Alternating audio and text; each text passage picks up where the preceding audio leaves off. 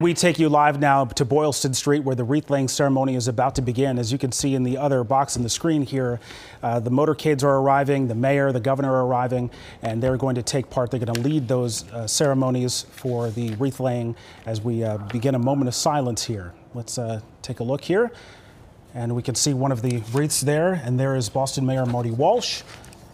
We expect the mayor to be with Laurie Higgins, and he will be joined by the Richards family. I think that's Miss Richard right there. Of course, Jane is there, and Jane speaking very eloquently at the opening of the Martin Richard Park when she was 11 years old at that time.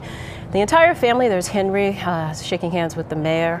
This is the motorcade that has just arrived on Boylston Street for the wreath laying. There will be two wreath layings simultaneously on Boylston Street. Of course, the first will be outside of the Boston Marathon Sports and the second at the Forum.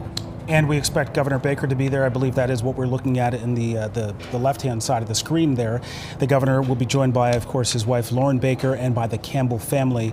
And the goal here, as we've seen in years past, is to lay the wreaths simultaneously, and then there will be a moment of silence. So that's what's happening here. And again, this is happening right now here on Boylston Street at the finish line.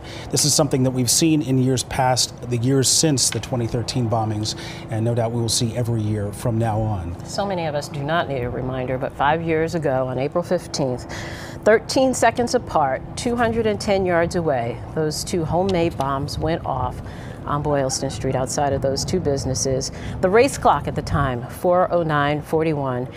It was nearly 3 hours after the winner crossed the finish line. There were 5,700 more runners on that race course. And of course, 3 died, 264 were injured, and there were 14 amputations in the coming days.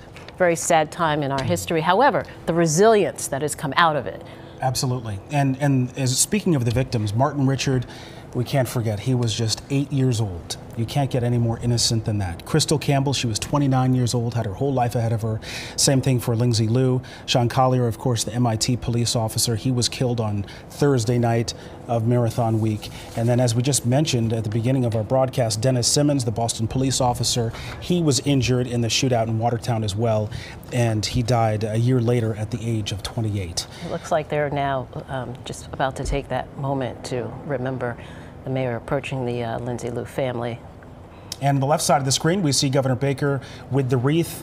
So he and Mayor Walsh will lay separate wreaths simultaneously in front of what used to be the Forum and what is still Marathon Sports.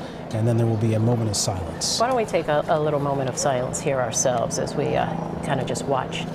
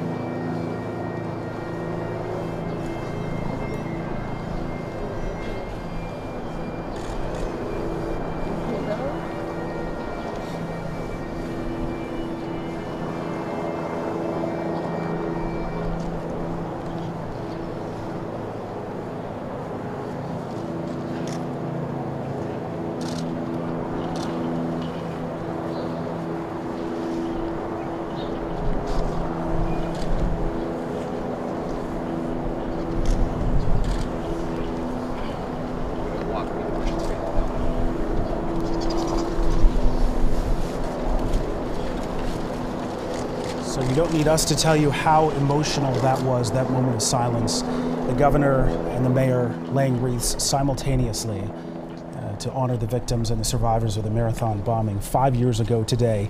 And this obviously is certainly not the end of the ceremonies that are planned for today. In fact, in just under 30 minutes from now, under 20 minutes from now, there is going to be a ceremony inside the public library, which, if you're familiar with Boylston Street, you know is very close by. Right there at the finish line.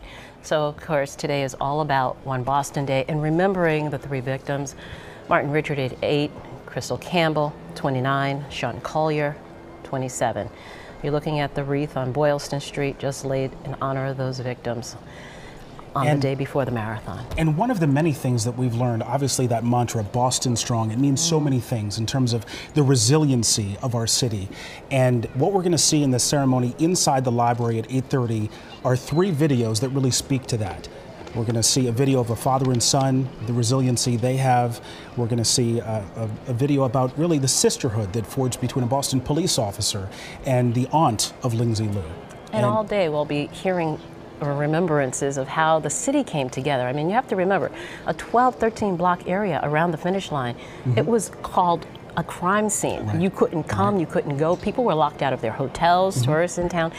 And Bostonians opened their doors to people. And it was a major coming together for this city. So today is a major day in our history and a very poignant moment. And one of the things, you know, we got so much support in this city following the Marathon bombings. And that support we've now we're trying to pay that back in a global sense. And you're going to see that in one of the videos as well, in terms of how Boston Strong is becoming one world strong. Yeah, and right here you can see the Richard family. We will have much more for you on all of the goings on around the city when we come back.